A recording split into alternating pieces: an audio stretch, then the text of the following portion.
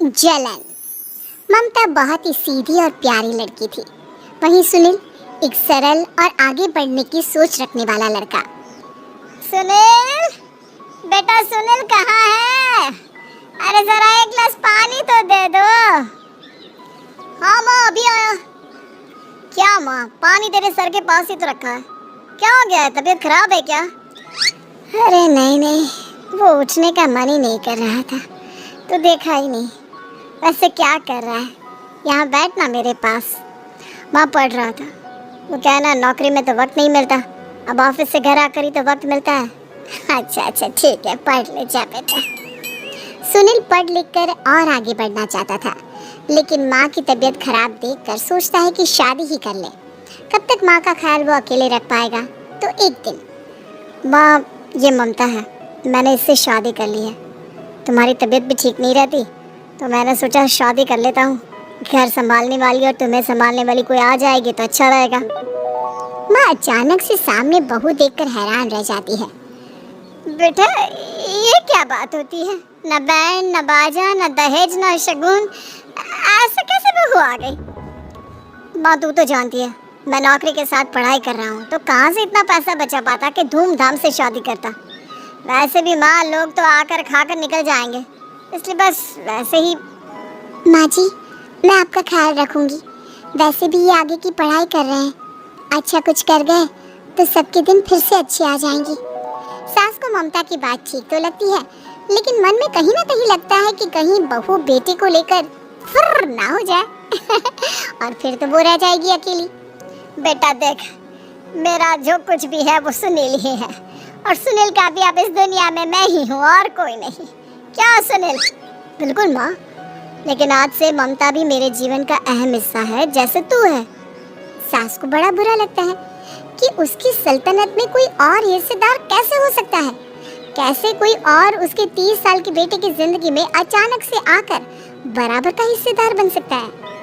देख बहू, मैं भले थोड़ा बीमार रहती हूँ, लेकिन इसका मतलब ये नहीं कि घर की चीजों में मेरा कंट्रोल खत्म हो गया है। मैं आज भी इस घर की रानी हूँ, समझी? बेटा सोचता है कि ये माँ को अचानक से क्या हो गया। कल तक जो माँ कहती थी कि जिंदगी का कोई भरोसा नहीं, वो अचानक से जंग के मैदान की झांसी की रानी कैसे बन गई? माँ क्या हो गया है? सब ठीक है ना? अचानक कैसी बात कर रही हो? ममता का आज पहला दिन है, स्वागत करो उसका। आसपास की आंटियों को बुलाओ, नई दुल्हन की मुंह दिखाई करवाओ। खैर, सास होने का फर्ज निभाती है और बाद में एक सहेली के साथ बाहर निकल जाती है। क्यों ही बताया नहीं कि बेटे का ब्याह कर रही हो? वैसे तो सारा दिन हम ही में घुसी रहती हो।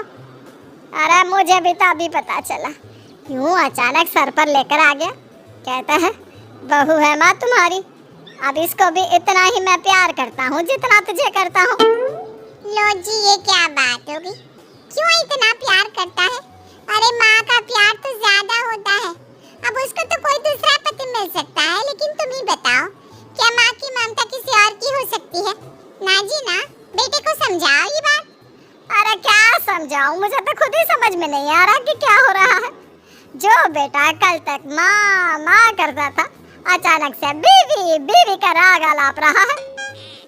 देखा, उसकी बीवी ना सुंदर और जवान है। सुंदरता के आगे तो एक से एक नहीं टिके, तो तेरा बेटा किस खेत की मूली है? सास को भी समझ में आ जाता है कि बहू की सुंदरता के आगे माँ का प्यार किसी काम का नहीं। उधर बीवी, ए जी, अम्मा जी सहेलियों को छोड़ने गई थी, अभी तक आई नहीं, हम देख आए क्या? अरे रहने दो ना, आ जाएंगी। कहाँ जाएगी, उनकी आदत है, एक बार जाती है तो पूरी पंचायत खत्म करके ही आती है। अच्छा ही है, खाना वाना खा कर गई होगी। छोड़ो ना, घूमेगी तो खाना पचेगा नहीं तो ऐसे ही खाट पकड़ लेगी। बहू भी शांत हो जाती है। उधर सास सोचती है कि आज थोड़ा देर से ही घर जाती हूँ, जब बेटा परेशान होकर ढूंढेगा तब मजा आएगा। बीवी को खुद ही पता चल जाएगा कि माँ के आगे उसकी दाल नहीं गलेगी। लेकिन वहीं दूसरी ओर घर पर, ए जी, माँ जी अभी भी नहीं आई। हमको तो घबराहट हो रही है कि क्या करें, जाकर पता करें किसी के घर। अच्छा, कहाँ जाओगी ये भी बता दो। पहला दिन है तुम्हारा इस घर में और एक ही दिन में मोहल्ला छानोगी क्या? हाँ तो आप भी तो नहीं जा रहे हैं ना, हमको फिक्र हो रही है। अरे यार, ये रोज का है अम्मा का, खाओ और सो जाओ। बस फिर क्या था, बेटा बहू खाना खाते हैं और कमरे में सोने चले जाते हैं। उधर जब सास को कोई देखने नहीं आता तो वो हार कर घर आ जाती है, जहाँ वो देखती है कि सारे घर की लाइट्स बंद है। सास को गुस्सा आता है, बहू, ममता बहू कहाँ हो? लेकिन सारे दिन की थकी बहू को ऐसी नींद आती है जैसे किसी ने भांग की गोली खिला दी हो। वो तो नहीं उठती। उठकर आ जाता है बेटा। तो क्या बात है अम्मा, काहे चिल्ला रही हो? अरे सो जाओ ना, सुबह की थकी है बहू, वो सो रही है, जोर से बोलोगी तो नींद खुल जाएगी उसकी। माँ को गुस्सा आ जाता है। फिलहाल तो सो जाती है, लेकिन मन ही मन ढेर सारा जहर बहू के लिए भरा होता है। सुबह बहू चाय बना रही होती है कि सास धीरे से गैस तेज कर देती है, जिससे चाय का बर्तन जल जाता है। और जैसे ही बहू चाय का बर्तन उठाती है, उसका हाथ जल जाता है। मेरा हाथ जल गया। वो जोर जोर से चिल्लाकर इधर उधर भागती है कि सास थोड़ी देर में उसके हाथ में पानी डाल देती है। हाय रे बहू, क्या कर रही हो? पहली बार रसोई छुई हो क्या? सासू माँ, गलती से गैस तेज रह गई थी और बर्तन जल गया, जिससे मेरा हाथ जल गया। हाय रे, कितना गंदा दाग, छी छी छी छी, मुझे तो उल्टी आ रही है तेरा गला हुआ मांस देखकर। तू ना मुझे अभी साथ से खाना मत लगाना। बहू भी खुद का हाथ देखती है तो उसे भी रोना आ जाता है। कुछ दिनों के बाद सास की सहेली आती है, बहू चाय बनाकर लाती है। उसके जाने के बाद सहेली कहती है, बहू की सुंदरता ऐसी है कि कोई भी दीवाना हो जाए। वैसे तेरे बेटे का क्या हाल है? अरे वैसा ही है, बहू के पीछे लट्टू। क्या करूं, कुछ समझ में नहीं आ रहा। मैंने तो बहू के चेहरे पर दिवाली के पटाखे की चक्री फाती, उसका पूरा चेहरा जल गया।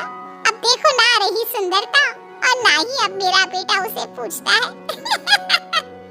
अरे अब तो वो उसे छोड़कर दूसरी भी देखने को बोल गया है मुझे। बहू सारी बात सुन रही होती है। आंटी एक बात बताइए, क्या भरोसा है कि दूसरी सही आए और आपके अनुसार रहे? देखिए आंटी, मेरी सासू माँ को गलत बात सिखाने की जरूरत नहीं है। हमारा परिवार साथ में खुशी से रह रहा है। देख बहू, मेरी सहेली की बेइज्जती ना कर, वही अच्छा रहेगा तेरे लिए, समझी?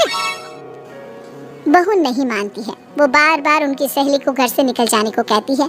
तभी सास की सहेली पास के चूल्हे से लकड़ी लाकर बहू के चेहरे पर लगा देती है। बहू जोर जोर से रोने लगती है। अरे ये क्या कर दिया? मैंने कहा किया, ये तो तूने किया। तू ही नहीं चाहती थी कि बहू बेटे के साथ रहे, भला मैं क्यों करूंगी? मैं तो चली, निपटा। बहू रो रही होती है, दर्द से चिल्ला रही होती है, लेकिन सास उसे डॉक्टर के पास नहीं ले जाती। तभी पति आता है। क्या हो गया ममता? ये दाग कैसे लगा? तुम कैसे जली? ममता कुछ नहीं कहती, बस दर्द से करा रही होती है। पति माँ की तरफ देखता है। हो ना हो माँ, ये पक्का आपका काम है। आप ही ममता से जला करती थी ना। देखना माँ, अब पुलिस आएगी, केस बनेगा, लेकिन पहले मैं ममता को अस्पताल लेकर जा रहा हूँ। सभी अस्पताल जाते हैं, जहाँ डॉक्टर ममता की सास से कहते हैं, आपने तो नहीं जलाया ना बहू को? अब ममता की सास के तो पसीने छूट रहे होते हैं। वो घबरा कर कहती है, ना डॉक्टर साहब, कैसे बात करते हैं, हम क्या जलाएंगे अपनी बहू को? डॉक्टर ममता के पति से पूछते हैं, देखिए, क्योंकि ये ससुराल में जली है तो मामला पुलिस का बनता है, तो आप पहले पुलिस को बुलाइए, तभी इलाज पूरा होगा। सास डर जाती है कि अब तो बच्ची जिंदगी जेल में ही रहना होगा। रहने दीजिए ना, पुलिस को क्यों बुलाना? सारी हंसी खत्म हो जाएगी जब पुलिस के डंडे पड़ेंगे। बहू को जलाना भले ही बहुत आसान हो, लेकिन उसके बाद सारी जिंदगी जेल की हवा खाना। सास डर जाती है। पुलिस आती है, पास लेटी दर्द से करा रही ममता स्टेटमेंट देती है। तो क्या हुआ था, कैसे जली आप? ममता पास खड़ी सास को देखती है। बेटी बताओ, कैसे जल गई तुम? ओए, काका का किरण वाली शाहरुख, चुप, बिल्कुल चुप। सास चुप। सभी इंतजार करते हैं कि ममता क्या बोलेगी। जी मैं खाना बना रही थी, लकड़ी उड़कर मेरे ऊपर गिर गई और मैं जल गई। सास बहू की बात सुनकर रोने लगती है। देखा माँ, कितनी समझदार है ममता। ये चाहती तो। हाँ बेटा, ये चाहती तो मैं आज जेल में होती। मुझे माफ कर दे। मैं आगे से अभी कभी ऐसा नहीं करूंगी। बहू के साथ मिलकर रहूंगी। मुझे माफ कर दे।